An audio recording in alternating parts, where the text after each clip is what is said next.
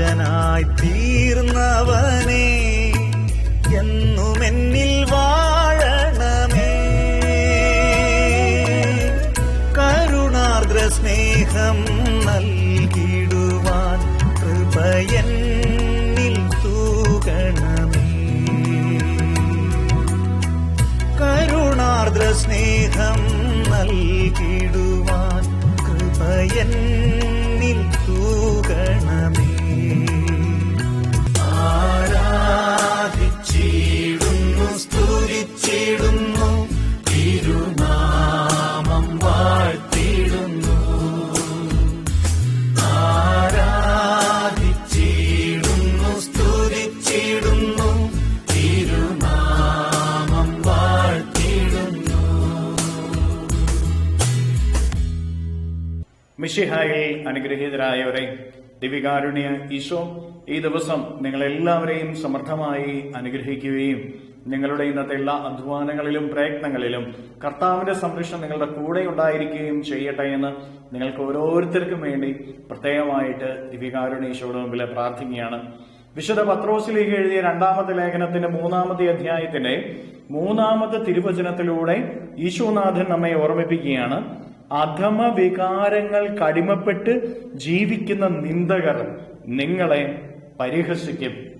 പ്രിയപ്പെട്ട ദൈവമക്കളെ, പലപ്പോഴും നമ്മുടെയൊക്കെ ജീവിതത്തിൽ നന്മകളെ കുറിച്ച് നമ്മൾ പറയുമ്പോൾ, ജീവിതത്തിൽ നന്മ പ്രവർത്തിക്കുമ്പോൾ ആധ്യാത്മികമായിട്ടുള്ള ഒരു ജീവിത രീതികളും ശൈലികളും സ്വീകരിച്ച് പ്രാർത്ഥനയിലൂടെ വഴിയിലൂടെ നമ്മൾ ഓരോരുത്തരും കടന്നു പോകുമ്പോൾ ഒരുപക്ഷെ മറ്റുള്ളവർ നമ്മെ ഓരോരുത്തരെയും നോക്കി പരിഹസിക്കുവാനായിട്ട് സാധ്യതകളുണ്ട് എന്ന് തിരുവചനത്തിലൂടെ ഈശോ ഓർമ്മിപ്പിക്കുകയാണ്.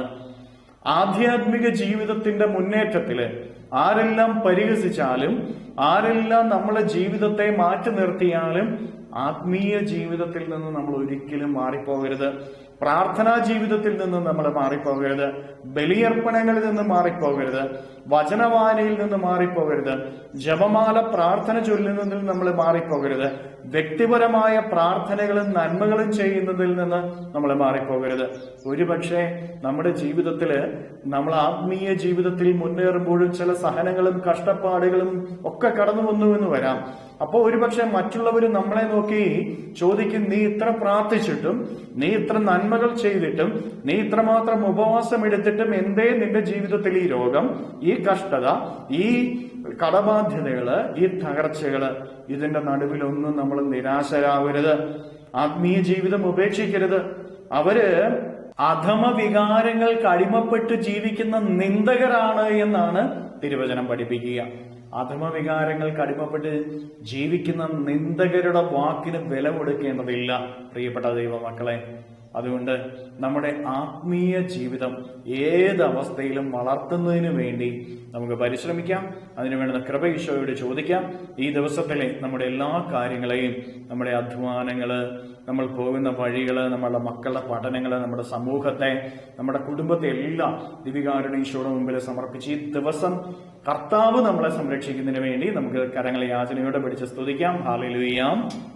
ഈശോയെ നന്ദി. Hallelujah, hallelujah, hallelujah, hallelujah, hallelujah. കർത്താവായ ഈശോയെ മക്കളെ ഓരോരുത്തരെയും സമർപ്പിക്കുന്നു. ഇവരോരോരുത്തരെയും അനുഗ്രഹിക്കുകയും ആശീർവദിക്കുകയും ചെയ്യണമേ.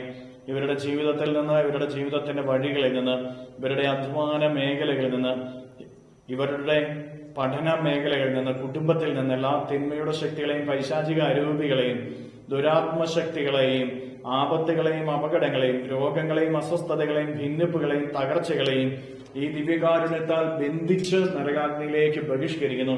എല്ലാ കെട്ടുകളും ഇവരുടെ ജീവിതത്തിൽ നിന്നും അകന്നു പോകട്ടെ എന്ന് കൽപ്പിക്കുന്നു. Hallelujah, hallelujah, hallelujah. നിത്യപിതാവും പുത്രനും പരിശുദ്ധാത്മാവുമായ സർവേശ്വര എന്നേക്കും ആമേൻ.